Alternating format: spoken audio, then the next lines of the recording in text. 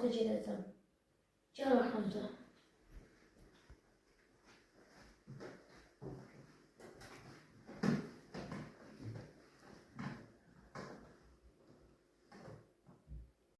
Məhəmməd, mən gedirəm.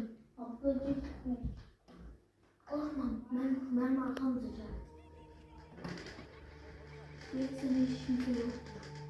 Məhəmməd, gözdə işıq olanda.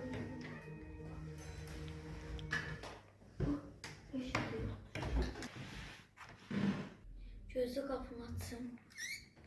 Mehmet gel bakalım. Ulan bak. Mehmet! Mehmet telefonu öbür taxta qalır. Biz nə var indi? Bilmirəm axı. Bəs kimdən kömək istəyək? Nə bilim, qapı ışıqlayır.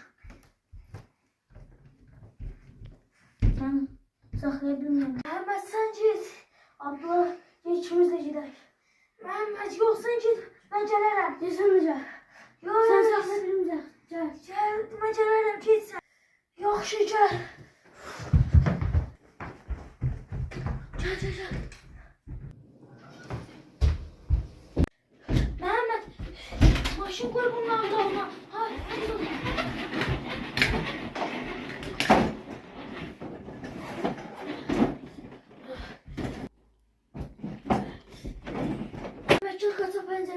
Demek ki kaça pencereye.